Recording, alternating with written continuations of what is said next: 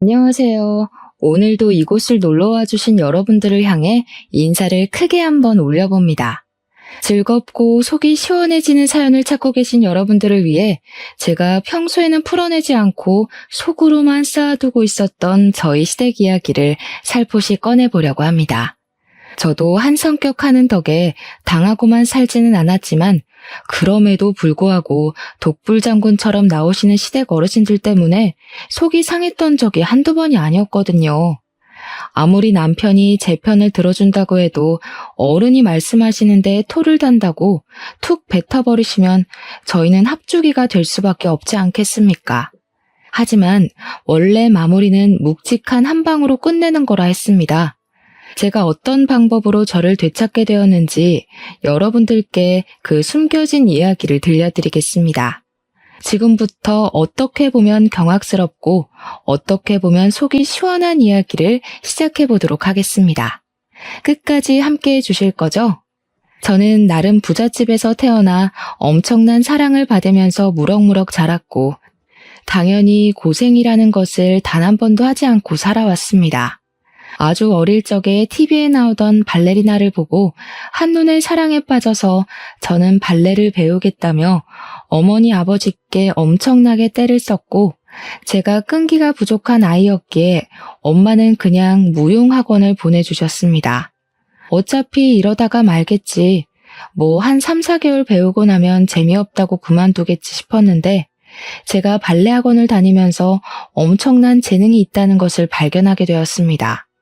물론 엄청난 재능이라는 게 저만 가지고 있는 것은 아니니 수많은 경쟁에서 밀리기도 했지만 저는 대한민국에서 알아주는 예술중학교, 예술고등학교 무용과를 졸업했습니다. 당연한 수순으로 저는 알아주는 무용과가 있는 대학에 진학을 했고 발레가 유명한 나라인 러시아로 유학까지 다녀오게 되었습니다. 러시아 유학을 하던 도중 운이 좋게도 러시아 무용단에 입단을 하게 되어서 발레 공연을 하며 이름을 서서히 알리기 시작했습니다. 하지만 타지에 나와 있는 것이 너무나도 외롭고 힘들었기 때문에 저는 계속 한국으로 돌아가고 싶다는 열망을 가슴 안에 품고 지내고 있었습니다. 제 주위에는 전부 한 가지 배역을 탐내는 동료들로 가득했기 때문에 보이지 않는 경쟁이 쉼없이 계속되었고 마음 낼 곳이 하나 없는 곳이라 너무나도 지쳐가게 되었습니다. 한국으로 돌아오기로 몇 번이나 마음을 먹었다가도 여기서 제대로 자리를 잡아야 경쟁이 치열한 국립발레단에 들어갈 수 있었으므로 참고 또 참아내게 되었죠. 그러던 도중 한국에서 온 남편을 만나게 되어 연애를 시작했고 저는 남편을 따라서 한국으로 돌아와 결혼식을 올리게 되었습니다. 한국에서도 쉬지 않고 발레단의 문을 두드린 덕분에 저는 발레리나라면 누구라도 가고 싶어하는 국립발레단에 들어가 메인으로 서기도 하면서 승승장구를 하며 지내고 있었습니다. 남편의 집 또한 저희 집 못지않게 부유한 집안이었기 때문에 시댁에서도 친정에서도 저희 사이를 반가워하셨고 덕분에 평화로운 나날들을 보내고 있었습니다. 하지만 평화가 계속되고 행복이 지속되면 그만큼 큰 시련이 온다는 이야기가 있지 않겠습니까? 저에게 악재가 겹치고 겹치게 되었습니다. 저희 아버지는 사업체를 운영하고 있었는데 분명 아무런 문제가 없었던 상품들에 문제가 생기기 시작하면서 전량 리콜 사태가 벌어지게 되었습니다. 아버지께서는 아무런 예고 없어 벌어진 일에 문제를 해결하기 위해서 잠도 제대로 주무시지 못할 정도로 바쁘게 뛰어다니기 시작하셨습니다. 하지만 공장 상황은 나아지지 않았고 아버지께서는 갑자기 떠안게 된 부채에 이리저리 돈을 빌리러 다니기 시작하셔야 했습니다. 은행에서 돈을 대출받을 수 있게 된 아버지는 1차적인 공장 부도를 넘긴 뒤 서둘러 빚을 갚기 위해 신제품을 출시하게 되었습니다. 그런데 그 물건에서도 문제가 발생되는 바람에 또다시 한바탕 피바람이 불기 시작했습니다. 공정 과정에서 문제가 발생되어 버린 것입니다. 신제품은 드라이기였는데 불이 난다는 신고가 접수가 되면서 고객센터가 난리가 나게 되었고 결국 뉴스까지 소개가 되면서 소비자들이 물건을 사용하지 않게 되었습니다. 폭발 사고가 날 뻔해서 아주 큰일이 나는 줄 알았다. 전선이 합선이 되어서 감전이 되는 줄 알았다 하는 고객들의 말도 안 되는 인터뷰까지 고스란히 전파를 타게 되었습니다. 물론 불꽃이 일어나서 드라이기 작동이 멈춘 일은 있었지만 폭발이라든지 합선에 대한 일은 신고 접수된 부분이 없었습니다. 하지만 사람들은 자극적인 것에만 집중을 하기 시작했고 당연하게도 아버지의 사업은 한순간에 쓰러지게 되었습니다. 정말 치사하게도 은행에서는 아버지의 사업이 크게 무너져 내리기 시작하니까 투자금을 회수하겠다면서 이자까지 한 번에 갚아달라고 아버지를 옥죄기 시작했습니다. 아버지는 갑자기 들어온 투자금 회수 압박에 정신을 차리지 못하셨고 잠시 자포자기한 틈을 타 부도까지 맞이하게 되었습니다. 부도에서 끝이 났더라면 다행인데 양심적으로 회사를 운영하셨던 아버지께서는 오랜 시간 함께 일한 직원들이 한 푼도 받지 못하고 실직하게 되는 것을 그냥 보지 못하셨습니다. 공장 부도로 인해서 축소되었던 직원들의 특근비와 퇴직금, 그리고 월급까지 챙겨주시는 바람에 아버지는 쓸데없는 빚까지 더 지게 됐습니다. 아버지께서는 일이 이렇게 된 부분에 있어서 다시 한번 조사를 하기 시작하셨고 혼자서 갖은 무시를 다 당하시면서도 꿋꿋하게 진상을 밝히길 원하셨습니다. 결과적으로 아버지 밑에 계시던 임원 중 한 분이 거래 대금을 중간에서 횡령을 했던 게 가장 큰 이유였다는 것이 밝혀졌습니다. 공장을 계약하는 과정에서 뒷돈을 챙겼으며 단가보다 훨씬 저렴하게 물건을 뽑아내야 했기에 하자가 있었다는 것을 알게 되었습니다. 아버지께서 모든 걸 알게 되었을 때는 그 임원은 이미 해외로 도망을 간 뒤였고 흔적을 지우고 사라진 탓에 아버지가 모든 빚을 떠안게 되었습니다. 정원에 딸려 있어서 봄이 되면 꽃이 피고 여름이 되면 열매가 맺히고 가을에는 단풍이 지던 저희 집은 한순간에 낡아빠진 빌라로 변해버리게 되었습니다.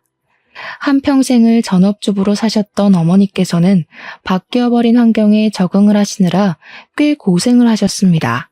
그 빌라조차도 사실은 저와 남편이 갑자기 벌어진 일에 놀라서 급하게 얻어들인 빌라였습니다. 빚쟁이들은 어떻게 알았는지 제 계좌까지 정지를 걸겠다면서 협박을 하기 시작했고 저에게 돈을 갚으라고 난리를 피우기 시작했습니다. 저는 그 스트레스로 인해 잠도 제대로 자지 못했습니다. 이 모든 일이 결혼 후 1년 만에 생긴 일이라 저는 귀한 우리 며느리에게 눈에 가시인 며느리로 전략하고 말았습니다. 집안이 꽤 이름 있는 작은 가전들을 만들어내는 사업을 하고 있었기에 본인 아들이 제 덕을 좀 볼 수 있겠거니 하고 생각을 했었는데 집이 갑자기 망해버렸으니까요. 저에게 할 줄 아는 거라고는 춤추는 거밖에 없는데 앞으로 그 빚을 갚아내며 어떻게 먹고 살 거냐면서 무시를 하기 시작하셨습니다. 저는 솔직히 어안이 벙벙했죠. 결혼할 당시만 하더라도 우리 며느리가 알아주는 발레리나다, 복덩어리다 하시던 분들이 집이 무너져 내리니까 완전히 달라진 태도를 고수하셨으니까요. 시부모님께서 그런 이중성을 보여주실 거라고는 생각도 못했었기 때문에 저는 반전 영화를 본 것 마냥 놀랐습니다. 하지만 그런 시련을 겪는 중임에도 불구하고 우리 남편이 정말 사랑으로 저를 감싸 안아주고 든든하게 저를 지켜주었다는 것입니다. 제가 스트레스로 잠을 이루지 못할 때마다 옆에서 뜬 눈으로 이야기를 나눠주며 제가 겪은 아픔을, 힘듦을 보듬어 주려고 노력해 주었기에 저는 남편을 의지하며 버텨낼 수 있었습니다. 거기다가 변해버린 환경에 적응을 하지 못하고 계속해서 현실을 부정하며 우울증에 시달리시던 저희 어머니를 챙겨준 사람이 제 남편이었거든요. 저는 그런 남편에게 자극을 받아 다시 일어설 수 있었고 공연에 매진하여 하루빨리 아버지의 빚을 덜어드리고 싶은 마음뿐이었습니다. 제가 열심히 노력하는 거에 비해 성과가 미미하던 어느 날, 저는 인생에서 가장 불행한 경험을 하게 되었습니다. 바로 제가 공연 리허설 무대를 하고 있다가 사고를 겪게 된 것이었습니다. 계속된 빚 압박에 불면증을 겪게 되면서 며칠 내내 잠을 제대로 자지 못해 수면 부족으로 컨디션이 무척이나 저조한 상태였습니다. 전날 밤에도 역시 잠을 1시간도 채 자지 못해서 남편이 이번 공연에서는 사정을 이야기하고 다른 사람과 역할을 바꾸는 것이 어떠냐고 조언을 했지만 저는 욕심을 부렸었습니다. 그깟 잠 따위 자지 않아도 충분히 몸이 기억하기 때문에 할 수 있다고 생각하고 리허설 무대에 들어가게 되었는데 파트너와 합을 맞추다가 삐끗하게 된 것입니다.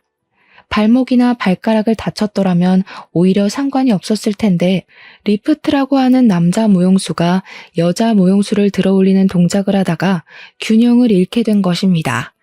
남자 무용수의 팔 힘으로 버텨야 하는 동작이었는데 제가 균형을 제대로 잡지 못하니 그대로 위에서부터 추락을 하게 된 것입니다. 하필이면 바닥에 안전매트 없이 리허설을 하고 있었고 제가 떨어지는 과정에서 몸을 비트는 바람에 꼬리뼈와 허리로 무대 장치의 충격을 고스란히 흡수하게 된 것입니다. 너무나도 갑작스럽게 일어난 큰 사고에 현장에 있던 관계자들은 물론이고 저까지도 너무 얼이 빠져버렸습니다. 안전장치만 있었어도 이렇게 크게 다칠 일은 아니었는데 본 공연처럼 이루어지는 리허설이었기 때문에 저는 그대로 일어나지 못하고 들것에 실려 대학병원으로 이송되었습니다. 긴급 수술이 필요하다는 의사의 말에 공연은 당연히 다른 배우가 서게 되었고 저는 허리와 꼬리뼈를 재건하는 수술을 받게 되었습니다. 보통은 리프트 동작을 하다가 낙하 사고를 당해도 그 정도까지 다치지는 않는데 제가 스트레스로 인해 살이 너무나도 빠져있는 상태였었죠. 누워있는 상태로 허리를 비틀며 떨어진 탓에 꼬리뼈 부분이 정통으로 충격을 받게 된 것입니다. 허리는 살짝 금이 간 정도였지만 꼬리뼈가 좋지 못한 상태로 부러진 탓에 저는 수술 후에도 재수술이 필요하다는 소견을 받게 되었고 재활치료도 받아야 한다고 했습니다. 그래도 무용하는 데는 문제가 없겠지 하며 혼자 긍정적으로 생각을 했지만 재활치료도 1년 이상 걸린다는 말에 점점 불안한 마음을 가지게 되었습니다. 2차례의 수술 끝에 3개월이 지나고 나서 첫 재활훈련에 들어가게 되었는데 그때까지도 저는 제대로 걷질 못해서 휠체어를 타고 이동을 해야 했습니다. 당연히 제 모습을 보고 부모님께서는 하염없이 눈물만 흘리셨죠. 그 오랜 시간 무용을 하면서 이렇게까지 다쳤던 적이 단 한 번도 없었으니까요. 반면 시댁에서는 난리가 나도 그렇게 난리가 날 수 없었습니다. 이대로 못 걷는 건 아니냐, 무용도 더 이상 못하는 것 아니냐고요. 거기다가 가진 게 하나도 없는 인간인데 몸뚱어리까지 병신되면 우리 아들이 수발을 들어야 하는 거 아니냐, 그 꼴 못 본다고 상처를 주셨습니다. 마지막으로 병문안을 오신 것도 제가 2차 수술을 마친 직후였는데 제가 눈을 뜨자마자 혀를 끌끌 차면서 마음에 드는 게 하나도 없다고 하시고는 가버리셨습니다. 시댁에서는 남편을 붙잡고 진지하게 이혼을 하라고 저러다가 진짜로 못 걷게 되면 어떻게 하려고 하냐며 닥달을 하셨다고 하더라고요. 하지만 남편은 그런 시부모님에게 정색을 하고는 어떻게 아픈 사람을 두고 이혼하라는 말을 할 수 있냐면서 화를 냈다고 했습니다. 평생의 반려자로 생각하는 사람이 아프면 그럴수록 자기가 더 힘이 되어 주어야 하는 것 아니냐고요. 제가 설사 무용을 2번 다시 하지 못한다고 해도 우리 부부가 먹고 사는 데엔 아무 문제도 없다면서 시부모에게 2번 다시 그런 말을 꺼내지 말라고 했습니다. 돈이 많으면 베풀면서 살아야 하는 게 세상의 순리고 우리 와이프 재활하는 데 도움을 줄 생각을 해야지. 2분 다 너무하신 거 아닙니까? 어떻게 사람이 한순간에 무너지자마자 이혼을 하라는 이야기를 아무렇지도 않게 하실 수가 있어요. 반대로 제가 지금 우리 와이프와 같은 상황이라면 부모님께서는 그런 수모를 겪고도 2다리 뻗고 주무실 수 있을 것 같습니까? 시부모는 그 말에 아무런 대답도 못 하셨다고 해요. 물론 우리 남편이 아깝긴 아깝죠. 남편은 제약회사 신약개발연구실에서 일을 하는 사람이었는데 능력이 참으로 출중한 사람이었습니다. 저랑 러시아에서 만나게 되었을 시점에도 러시아에 있는 제약회사 연구실에 1년간 파견 근무를 왔다가 우연히 저를 만나게 되어 연애를 시작한 것이었습니다. 우리 남편은 연봉도 꽤 높은 사람이었고 사실 제가 일을 하지 못한다고 해서 먹고 사는 것에 큰 지장이 생길 만한 상황 자체는 아니었습니다. 하지만 제가 남편에게 우리 부모님의 빚을 같이 갚아달라고 할 마음은 전혀 없었기 때문에 어떻게 해서든 제 힘으로 헤쳐나가고자 아등바등했던 것입니다. 제 월급의 전부를 저희 친정에다가 드리고 있었기 때문에 제가 일을 하지 못한다면 친정 부모님께서 많이 힘들어하실 것 같았거든요. 시댁에서는 제가 월급을 전부 친정에 가져다 준다는 것을 모르고 있었지만 어느 정도는 보내고 있다고 예상은 하셨을 겁니다. 그러니 남편이 혼자 돈을 벌게 되면 남편의 돈이 저희 집으로 흘러간다고 생각을 하셨을 테고요. 귀하게 공부만 시켜서 능력을 인정받고 있는 아들이 망해버린 처가 때문에 짐을 짊어져야 한다고 생각하실 테니 제가 당연히 눈엣 가시로 보였겠죠. 저는 재활에 악착같이 힘을 쓰면서 남들보다 2배, 3배로 더 열심히 훈련을 하기 시작했습니다. 하지만 걸을 때 느껴지는 통증이 너무나도 심했고 의사 선생님 또한 저에게 꾸준히 재활을 하다 보면 통증이 어느 순간 무뎌지는 날이 오게 하겠지만 영구적으로 사라질 통증은 아니라고 하셨어요. 그리고 앞으로 무용으로 활동은 하지 못할 것이라고 쐐기를 박아버리시더라고요. 저는 의사 선생님의 단호한 말이 믿어지지가 않아서 왜 앞으로 무용 활동을 할 수 없느냐고 다시 한번 물어보았습니다. 이미 나이가 있으셔서 몸이 많이 굳었을 테고 재활하는 동안 무리한 스트레칭을 하시면 조직이 손상될 수 있기 때문에 절대로 하셔서는 안 됩니다. 스트레칭을 전혀 하지 못하는 상태로 재활을 마치게 된다면 당연히 제 몸은 빳빳하게 굳어버릴 테죠. 저는 이 사고로 인해서 더 이상 무용을 하지 못한다는 사망 선고를 받게 된 것이나 마찬가지였습니다. 동작을 하는데 무리가 가지 않을 정도의 수준이 온다 하더라도 그것은 일부 동작이나 연습 정도의 수준이지 무대에 올라갈 만큼의 실력을 다시 되찾긴 어려울 것이라는 뜻이었습니다. 하루라도 연습을 하지 않으면 몸이 적응을 못하고 굳어지는 게 느껴지는데 1년을 넘는 시간 동안 연습은커녕 스트레칭도 할 수 없다고 하니까요. 저는 의사 선생님 앞에서 눈물을 펑펑 쏟아냈지만 현실적으로 불가능한 일이라는데 제가 받아들여야지 어떻게 하겠습니까? 남편은 옆에 서서 같이 울면서 저를 위로해 주었지만 자신의 분야에서 승승장구하고 있는 남편에게 질투가 나기도 하고 위로가 귀에 담기지 않았습니다. 거기다가 우리 남편이 저에게 프로포즈할 때 제가 점프를 뛸 때마다 나비 한 마리를 보는 기분이라고 너무 멋있다고 하면서 프로포즈를 했었거든요. 이제 더 이상 나비처럼 뛸 수 없는 몸이 되었으니 남편의 마음이 변하진 않을까 생각하게 되면서 점점 불안증은 커지기 시작했습니다. 제가 불안해한다는 걸 남편도 느낀 것인지 그 뒤로 매일같이 저에게 어떤 모습을 하고 있던 저를 사랑할 거라고 믿음을 주었습니다. 제가 지쳐서 포기를 하고 싶다고 할 때에도 역시 저는 할 수 있는 사람이라고 용기를 주었고요. 저는 불안했던 마음이 점차 열리고 옅어지면서 남편의 말을 완벽하게 신뢰하게 되었고 결과적으로 저희 2사람의 사이는 돈독해지게 되었습니다. 저는 1년 2개월이라는 시간을 오로지 재활에만 쏟아부었어요. 33살의 나이에 다시 무용이 하고 싶다는 열망을 감추지 못하고 오디션을 보러 가게 되었습니다. 사고 이후 처음으로 보는 오디션이었기에 가슴이 너무 떨려서 잠도 제대로 자지 못했고 그런 저를 남편이 옆에서 지켜보겠다고 응원을 해주었습니다. 오디션장에서 음악에 맞춰 동작을 하는데 살아 숨쉬는 느낌이 들었지만 제 몸이 제 마음처럼 따라주지 않는다는 것 또한 느끼게 되었습니다. 당연히 떨어지겠구나 하는 생각을 하면서도 오기가 생겨서 한 곡을 모두 마치게 되었지만 결과는 역시 예상한 대로 탈락이었습니다.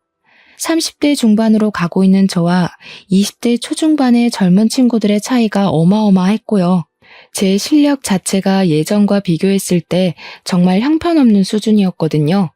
저는 오디션을 보고 왔다는 것 자체로도 동기부여가 되어서 세상을 향해 한 발짝 내딛는 것 같은 기분이 들었습니다.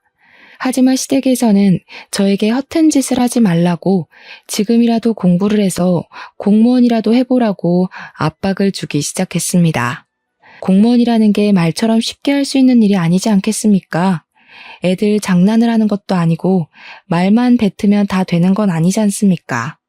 당연히 저는 시댁에 거절의 의사를 밝혔는데 시모가 저에게 큰 소리를 치시더라고요. 그러면 그거마저 하지 않으면 평생 우리 아들한테 기생해서 살 거야? 제가 무슨 벌레인가요, 어머님? 기생이라뇨. 제가 다치고 싶어서 다친 것도 아닌데 그때부터 지금까지 정말 너무하시네요.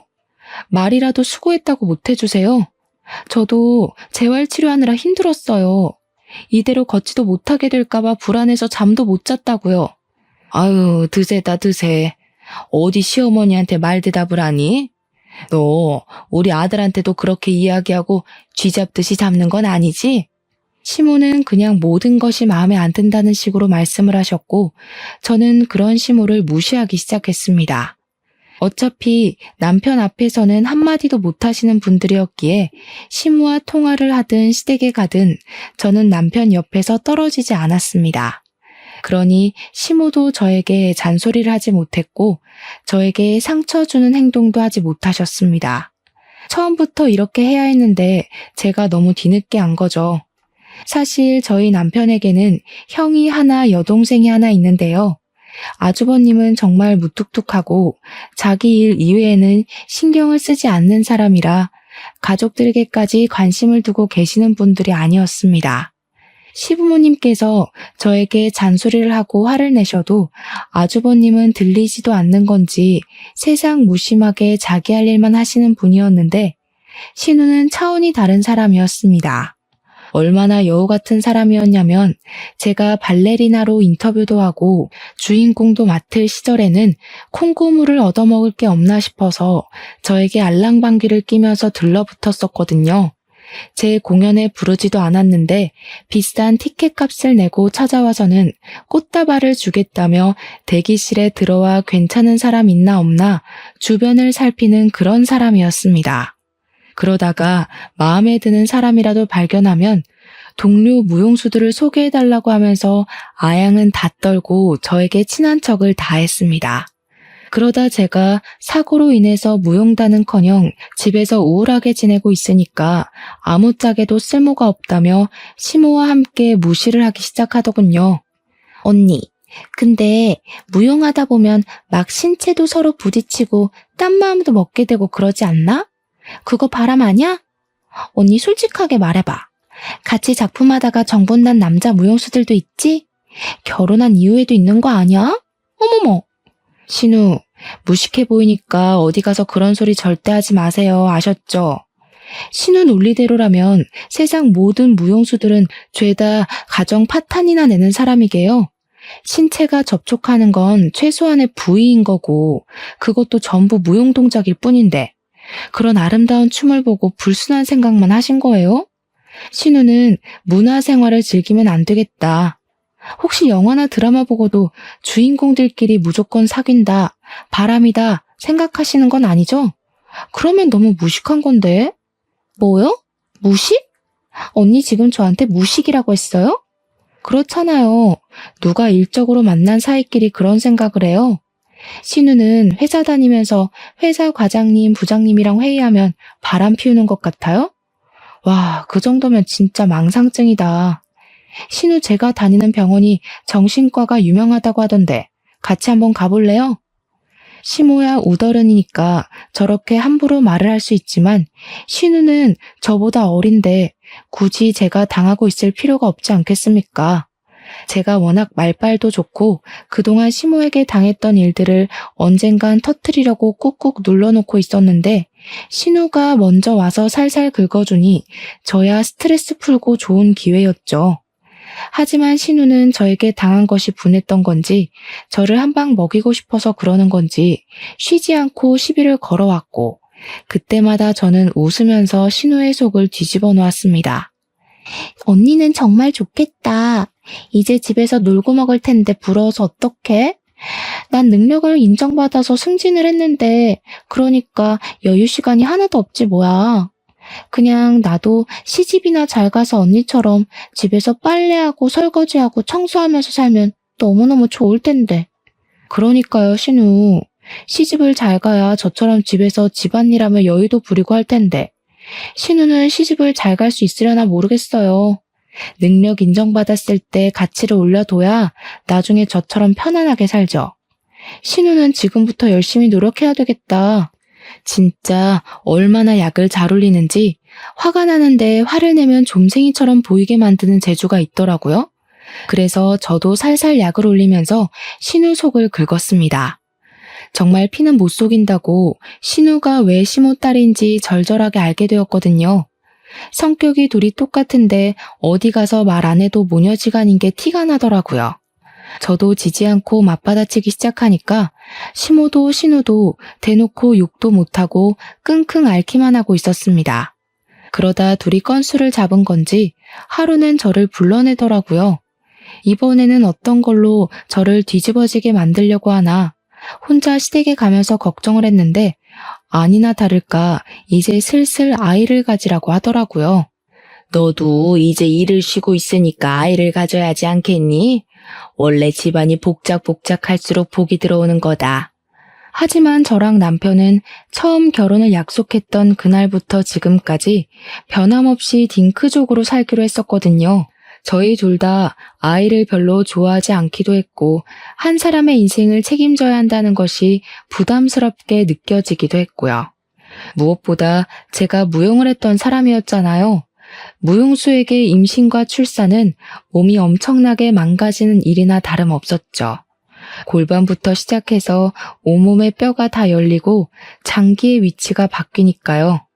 남편도 제가 무용을 얼마나 중요하게 생각했는지 잘 알고 있는 사람이었기에 딩크로 사는 것에 동의를 해주었고 그 마음은 지금까지 변치 않았습니다. 그런데 시댁에서는 이제 제가 바깥 활동을 하지 않으니까 아이라도 가져서 집안의 보탬이 되라고 이야기를 하는 것이었습니다. 이거 내가 아주 유명한 곳에서 지어온 아기가 들어서는 한약이야. 이 약 먹으면서 꾸준히 노력하면 건강한 아이를 출산한다고 하더라. 시모는 저에게 애가 잘 들어서는 약이라면서 하루에 한 번씩 꼬박꼬박 챙겨 먹으라고 비싼 거라고 엄청나게 생색을 내더라고요. 그런데 제가 뼈 수술 이후에 계속해서 칼슘제와 병원에서 처방받은 약을 먹고 있었는데 약과 약이 충돌해서 어떤 부작용이 생길지도 모르는데 어떻게 먹겠습니까? 어머님, 제가 지금 병원에서 처방받아서 먹고 있는 근육약이랑 칼슘제가 있어요. 약을 먹는 중이라 이 한약을 먹기엔 좀 걱정이 되네요. 거기다가 제가 먹고 있는 약을 끊기 전까지는 임신도 해서는 안 된다고 하셔가지고 좀 어려울 것 같아요. 언니, 내가 의심만 하고 있다가 지금 와서 좀 확신이 드네? 언니 혹시 불임 아니야? 불임인 거 속이고 결혼해서 이런저런 핑계대고 임신 못한다고 하는 거지. 그 말을 하는데 시모도 순간 도끼 눈을 뜨고 저를 쳐다보더라고요. 제가 무슨 불임 아닌 걸 증명하려고 낳기 싫은 아이를 낳아야 하는 것도 아니고요. 슬슬 짜증이 확 나는데 여기서 애둘러 넘어갔다가는 불임으로 확정이 날 것 같고 아니면 애를 가지라고 계속 이야기를 들을 것 같더라고요. 마음대로 생각하셔도 저는 상관없긴 한데 저희 부부끼리 상의하고 아이를 갖지 않기로 결정한 일이니 존중을 해주셨으면 좋겠습니다. 그리고 지금 제가 먹고 있는 약이 임신해서는 안 되고 임산부가 먹어도 안 되는 약이라는 건 병원에 가서 물어보셔도 맞다고 하실 거예요. 시모에겐 제가 한 말의 의미가 제대로 들리지 않았는지 불임에 꽂혀가지고 퇴근하는 남편을 불러다가 진짜 제가 불임이냐고 몇 번이나 물어봤다고 하더라고요. 하자 있는 여자랑 결혼한 거 아니냐고, 제가 불임이라서 어쩔 수 없이 아이를 가지지 못하는 건 아니냐고요. 우리 아들에게 문제가 있을 리가 없는데 아이를 가지지 않는다는 게 수상하다면서 남편이 하지 말라고 짜증을 내는데도 계속 부림부림했대요. 남편이 버럭 소리를 지르면서 그만하라고, 그런 거 아니라고 이야기를 하는데 신우가 글쎄 남편에게 대놓고 그랬다는 겁니다. 제가 무용을 한답시고 러시아에 유학도 다녀오고 남자 무용수들이랑 들러붙어서 춤을 추고 하는데 몸을 함부로 써서 임신을 못하는 거 아니냐고요. 정말 선 넘은 발언이었죠. 남편이 그 말에 눈이 완전히 돌아버려서 신우의 뺨을 가차없이 날렸다네요. 얼굴이 짝소리와 함께 돌아간 신우는 순둥이 같던 남편이 자기 얼굴을 쳤다는 거에 충격을 받았고 시모도 너무 놀라서 악소리도 내지 못했대요.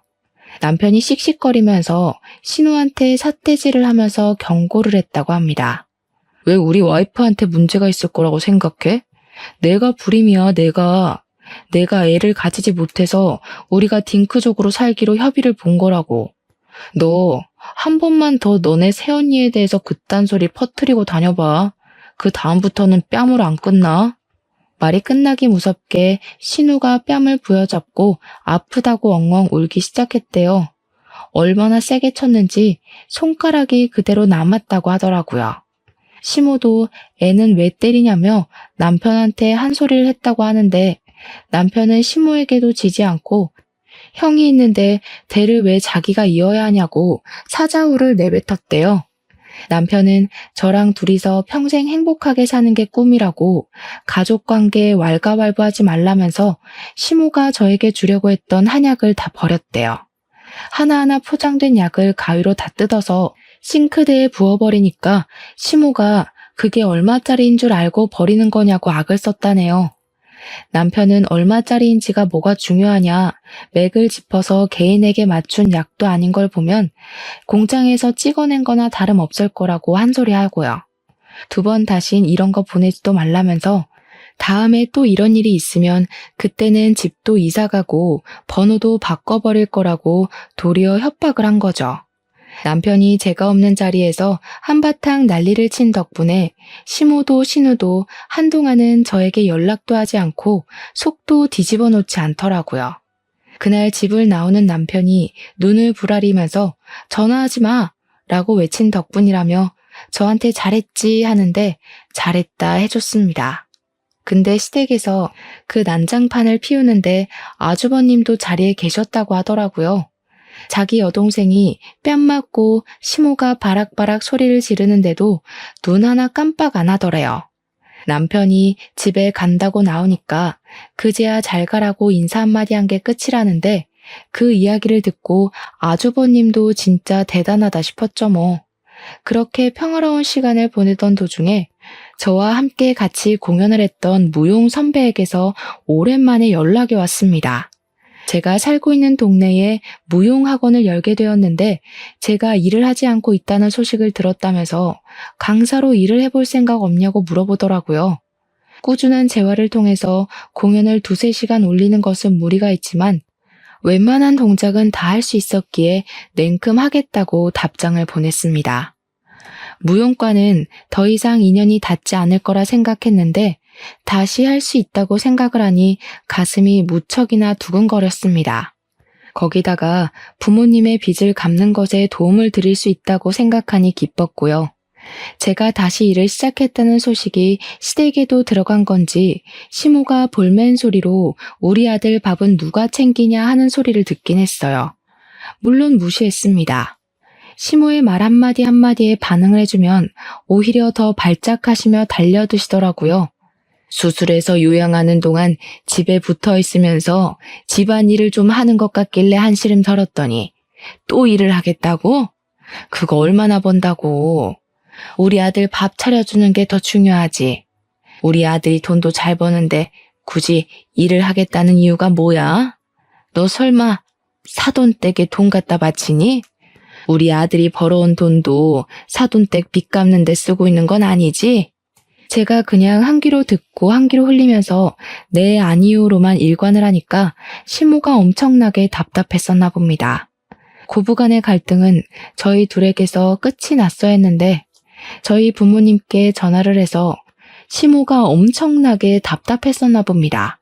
고부간의 갈등은 저희 둘에게서 끝이 났어야 했는데 글쎄 저희 부모님께 전화를 해서 시모가 이 정신 나간 소리를 한 게 아니겠습니까? 사돈댁이 망한 것도 속상해 죽겠는데 우리 아들 돈으로 빚 갚는데 보태고 있냐고 말입니다. 저희 부모님께서도 그 말을 듣고 속상하셨는지 저에게 돈을 보내지 않아도 된다고 본인들이 스스로 갚을 테니 걱정 말라고 하시는데 제가 너무 열이 받아서 참지 못하겠더라고요. 남편에게 이야기를 하고 시댁에 찾아가서 뒤집어 엎었습니다. 지금 우리 부모님께 전화해서 뭐라고 하셨다고요? 우리 아들 돈으로 빚을 갚네 마네. 우리 집 빚 갚는데 남편 돈 한 푼도 들어간 거 없습니다. 제가 벌어서 제 돈으로 갚아드리겠다는데 어머님이 왜 참견하세요? 나중에 어머님도 폭삭 망하면 제 돈 쓸 생각 하나도 하지 마세요. 지금 어머님께서 먼저 선 넘으신 거니까 저도 절대로 가만히 있지 않겠습니다. 제가 와다다 큰 소리로 쏟아내니까 시모도 당황했는지 아무 말도 못 하시더라고요. 그날 이후 냉전 상태에 돌입해서 시댁의 발길을 한 6개월 정도 끄는 것 같았습니다. 그런데 정말 황당한 소식을 듣게 된 거죠. 아주버님께서 상견례를 했다는 겁니다. 저랑 남편만 빼고요. 아주버님이 남편에게 전화를 해서는 왜 우리 부부는 상견례에 오지 않은 거냐고 물어봤다는데 뭘 알아야 가죠. 들은 게 없어서 못 갔다고 했습니다. 그렇게 기막혀 하고 있는데 신우가 저한테 전화를 해서는 또 속을 뒤집는 게 아니겠습니까? 언니, 이제 큰일 났다. 첫째 올키로 올 사람이 어마어마한 능력자라서 우리 엄마 아빠 둘 다 뿅 갔잖아. 나이가 40이 좀 넘은 게 흠이긴 한데 논문이며 연구 실적이며 국내 탑을 찍고 있는 사람이라네. 엄청난 과학자래. 대학 교수도 하고 있고. 우리 엄마 완전 신나서 동네방네 자랑하고 다녀. 뉴스에도 나오고 신문에도 나온다고. 작은 오빠도 알고 있던데. 유명한 사람이라고. 그게 왜 저한테 큰일 날 일이죠? 우리 엄마랑 죽도 잘 맞더라고. 언닌 이제 첫째 올케 눈치까지 보면서 지내야 할걸? 알고 보니 아주버님이랑 형님 사이를 주선한 게 신우더라고요. 신우의 회사에 자문으로 온 형님께 들러붙어서 친하게 지내다가 아주버님이랑 소개팅을 시켜준 것이었습니다. 신우도 승진을 하려면 백이 든든해야 한다고 형님에게 들러붙었던 건데 가족으로 묶이게 되었으니 자기 뒷배를 봐줄 사람이 생겼다고 엄청나게 신이 난 것이죠. 저희 부부 없이 진행된 상견례 이후 결혼 날짜가 확정이 되고 좋든 싫든 가족으로 엮이게 되었으니 형님을 소개해주겠다고 결혼식 며칠 전에서야 저희 부부를 부르더라고요. 큰애는 말이야, 조실부모하고 힘들게 자랐음에도 불구하고 자기 일을 어찌나 똑부러지게 하는지 걱정이 하나도 없어. 망한 사돈보다야 차라리 없는 게 낫다는 걸 이제서야 알게 되었다니까. 그 말에 남편이 빈정이 확 상했는지 벌떡 일어나서 집에 가자고, 여기 더 있어봐야 좋은 소리도 듣지 못할 텐데 하더라고요. 그래도 인사는 하고 가야 하지 않겠냐고. 저도 기분이 팍팍 상했지만 형님 되실 분의 얼굴을 보면서 억지로 웃으면서 안녕하세요 하고 인사를 했습니다. 그런데 형님 되실 분이 제 얼굴을 너무 빤히 쳐다보는 게 아니겠습니까? 눈 한 번 깜빡거리지 않고 제 얼굴을 뚫어지게 보더라고요.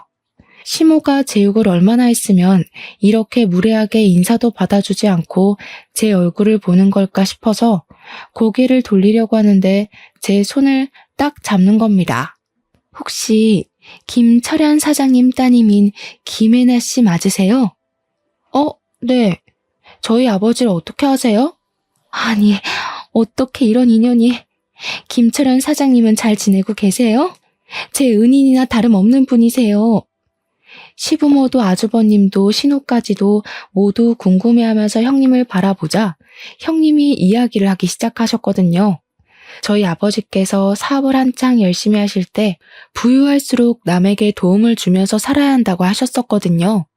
보육원에서 제대로 된 교육을 받지 못함에도 불구하고 똑똑한 아이들을 위해 후원을 하시고 사교육도 시켜주시고 대학 등록금까지 지원을 하셨었습니다.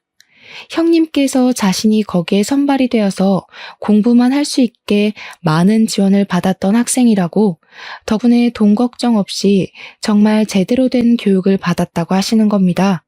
본인에게는 은인이자 부모님 같은 분이라는 거예요. 자기가 대학원을 졸업하고 해외 프로그램에 선발이 되면서 연구실에 가게 되었는데, 그 타이밍에 저희 집이 부도가 난 거죠.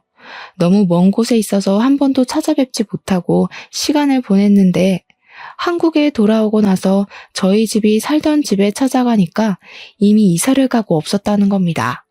물어물어 찾아보려고 했지만 소식을 전혀 들을 수 없었다고 눈물까지 찔끔 흘리시는 게 아니겠습니까? 저에게 너무너무 감사한 분이라면서 이렇게 가족이 될 수 있어서 기쁘다고 저희 집에도 인사를 드리러 가고 싶다고 하더라고요. 시무랑 신우는 완전히 벙찌게 되고, 아주버님은 갑자기 남편 옆에 찰싹 붙어서 사돈분이 엄청 대단하신 분이었다고 말을 꺼내시더라고요. 존경받아 마땅하신 분들이셨네. 사돈 어르신들이. 그런 일을 웬만한 마음으로 하기 어려운 건데, 근데 우리 엄마랑 너는 그것도 모르고 그렇게 재수씨 구박을 한 거야? 아주버님의 예상치 못한 말에 시무랑 신우는 둘 다 흠칫 놀라더라고요. 형님 되실 분이 눈을 살짝 뾰족하게 뜨면서 제가 어디 가서 구박받을 만한 사람은 아닌데 하시며 제 편을 들어주셨고요. 신우가 형님의 뒷배가 필요하다고 하지 않았겠습니까? 자기가 언제 저를 구박한 적이 있냐고 오해라고 하더라고요. 저 둘째 올케랑 사이 엄청 좋은데 제가 구박을 하긴 뭘 하겠어요. 제가 손아래 사람인데 언니랑 저랑 되게 친해요. 친해? 웃기고 앉아있네. 너 내 와이프한테 불임 운운하면서 난리쳤던 기억은 아주 안드로메다로 보내버렸나 보다? 그 말에 형님이 기겁을 하시면서 어떻게 그런 말을 할 수가 있냐고 하셨습니다. 진짜 불임이면 어떻게 하려고 상처가 될 말을 아무렇지 않게 할 수 있냐면서 신우에게 무서운 사람이라고 하더라고요. 티가 나게 한 발짝 뒤로 물러서는 형님을 보면서 저도 속으로 고소함을 느끼고 있었죠. 저에게 나중에 따로 이야기를 할 시간이 있었으면 좋겠고, 저희 부모님께 꼭 한번 감사 인사를 전하고 싶다고 하셨습니다. 그렇게 며칠 뒤에 형님과 아주버님은 결혼식을 올리게 되었고, 저희 부모님께서 결혼식을 보러 오시면서 인사를 나누게 되었습니다. 저희 부모님이 등장하자마자 형님 눈에 시부모님은 꽂아놓은 보릿자루가 되는데 얼마나 웃기던지 남편이랑 저랑 뒤에서 몰래 웃었죠. 아주버님은 결혼을 한 이후에 완전히 제 남편이랑 짝짝꿍이 맞은 건지 저랑 형님을 시기하는 시모와 신우에게 잔소리를 퍼붓기 시작했습니다. 이렇게 애처갈 줄은 상상도 못했는데 저와 남편은 아주버님의 변한 모습에 형님이랑 천생연분은 맞나보다 하고 생각하게 되었죠. 신우와 시모는 그 뒤로 유독 제 눈치를 더 보면서 살게 되었는데, 형님이 저희 아버지에게 본인이 보유 중이던 특허 기술의 독점 사용권을 넘겨주었기 때문이었습니다. 아버지의 사업이 어떻게 잘못되게 되었는지 사정을 전부 들으신 형님이 다시 한번 일어서보자 하시며 신기술의 특허 기술 독점권을 사용할 수 있도록 계약을 해주셨거든요. 기술 투자를 받을 수 있는 부자처도 알아봐 주시고 아버지께서는 다시 소량이지만 공장을 가동할 수 있게 되었습니다. 그 이후에 형님이 언론 인터뷰에서 홀리듯이 아버지와 인연을 이야기했고 방송을 챙겨본 시청자들의 심금을 울린 이야기였는지 아버지의 상품이 인터넷에 막 올라오기 시작했습니다. 저렇게 남을 위해 아낌없이 베푼 사람들에게 돈으로 혼쭐을 내줘야 한다면서 말입니다. 아버지께서는 형님 덕분에 좋은 투자처를 만나서 작은 공장 하나를 가동하다가 3년이 지난 지금 투자금을 모두 갚고 빚 또한 갚아낼 수 있을 정도로 성공하게 되었습니다. 덕분에 집안이 망했다고 저를 구박하던 시모도 더 이상 저를 구박할 수 없게 되었고 제 눈치만 보고 계시게 됐죠. 저랑 형님은 시댁에서 고개를 빳빳하게 들고 다니며 신우에게 가끔 면박을 주면서 그렇게 지내고 있습니다. 겹경사로 형님은 시험관 시술을 통해서 쌍둥이를 임신하게 되었는데 덕분에 저희에게 아이를 낳으라는 압박 또한 사라졌고요. 저희는 시댁에 다시 한번 딩크족으로 살겠다고 선언하고 아무런 간섭 없이 행복하게 살았답니다.